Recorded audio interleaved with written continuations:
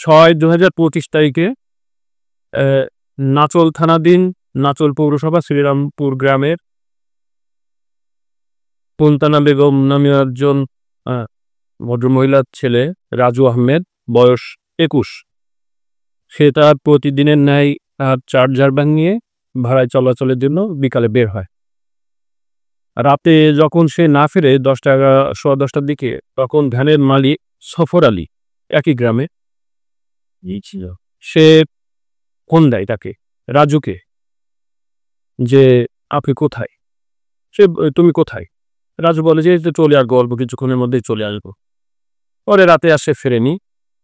পরের দিন সকালে 8টার দিকে ফতেপুর ইউনিয়নের পাইলা গ্রামের জনৈক আব্দুল কুদ্দুস এর আমবাগানের পাশে একটি লাশ, গলা কাটা লাশ পড়ে থাকতে দেখে। তখন লোকে মুখে শুনে উক্ত সুলতানা বেগম সফর আলী সহ সেখানে যায় এবং লাশটি তার ফেলে বলে শনাক্ত করে। উক্ত ঘটনায় নাচল থানায় একটি হত্যা মামলা রুজু হয় অজ্ঞাতনামা আসামি হিসেবে। মামলা হওয়ার সাথে সাথে আমাদের নাচল থানা পুলিশ এবং জেলা গোয়েন্দা শাখা একযোগে আসামি গ্রেপ্তারে এবং ঘটনার ক্লু উদ্ঘাটনে কাজ শুরু করে। গত 26/6/25 তারিখ দিবাগত রাতে নীলফামারী জেলা কিশোরগঞ্জ থানা হতে খাদেমুল ইসলাম মধু নামে একজনকে গ্রেপ্তার করতে সক্ষম হয়। এই খাদেমুল ইসলাম মধু, তার বাড়ি নীলফামারীর কিশোরগঞ্জে। সে এখানে গত 5 বছর যাবৎ নাচল থানার বীরেন বাজার গ্রামে একজনকে বিয়ে করে সেখানে ঘর জামা হিসেবে থাকে। সেখানে তার একটি ছোট বাচ্চা আছে। গত 4 মাস পূর্বে সেখানে ওকে তার স্ত্রীকে সে তালাক দেয় এবং সে মাদকাসক্ত, গাঁজা, চুয়ানি এসবে আসক্ত। এই যে রাজু, ভিকটিম রাজু এবং তারা পূর্ব পরিচিত।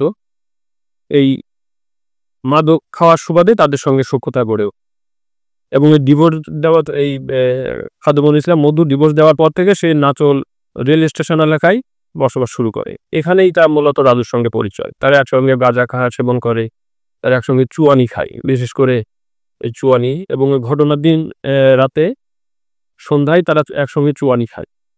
এবং খাদেমুল ইসলাম মধুর মূল উদ্দেশ্য ছিল যে সে কয়েকদিন থেকে একে মারার একটা পরিকল্পনা গ্রহণ করে, এই চার্জার ভ্যানটি নেওয়ার উদ্দেশ্য মূলত। অটো চার্জার রাজু যেটি চালায় সেটি ছিনতাই করাই ছিল তার মূল উদ্দেশ্য। ওই 22 তারিখ সন্ধ্যায় এই রাজুকে সে অনেক বেশি পরিমাণ চুয়ানি খাওয়ায়। চুয়ানি খাওয়ার পরে সে একেবারে অচেতন হওয়ার মতো অবস্থা হয়ে যায়। তখন সে আর ভ্যান চালানোর মতো অবস্থা ছিল না। তখন খাদেমুল ইসলাম মধু সে নিজেই এই ভ্যানটি চালায় এবং ভ্যানের উপরে এই রাজু অচেতন অবস্থায় শুয়েছিল। আর আনুমানিক 10:30টার দিকে এই যে ফতেপুর ইউনিয়নের পাইলা গ্রামে জনৈক কুদ্দুস আলী আমবাগানের পাশে, সে যেহেতু সে মধু বিক্রি করে, সে কিন্তু মধুওয়ালা হিসেবে এলাকায় পরিচিত। মৌচাক কাটার একটা ছুরি ছিল।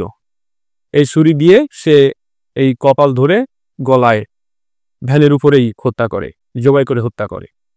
এবং সে এই লাশটি পার্শ্ববর্তী রাস্তার কাছে ফেলে, বাগানে ফেলে সে নিয়ে চম্পট দেয়, চার্জার ভ্যানটি নিয়ে চম্পট দেয়।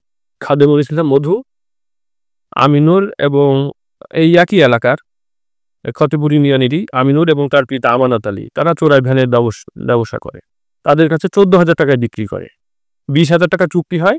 আমিনুর 14,000 টাকা মধুকে নগদ দেয় এবং কথা থাকে যে বিক্রি করে বাকি 6,000 টাকা তার বিকাশে পাঠিয়ে দিবে। মধু অতঃপর এই 14,000 টাকা নিয়ে সে প্রথমে গোদাগাড়ি অবস্থান করে 27 তারিখ এবং সেখান থেকে পরবর্তীতে সে তার নিজের বাড়ি নীলফামারীতে চলে যায়। তো আমাদের চৌকস জেলার ডিবি টিম এবং থানা যৌথভাবে তাকে অ্যারেস্ট করতে সক্ষম হয় এবং এই আমিনুর যে ভ্যান ক্রয় করে তার পিতা আমানত এবং আরও 2টি চোরাই ভ্যান তাদের বাড়িতে, মোট 3টি ভ্যান উদ্ধার করা হয়।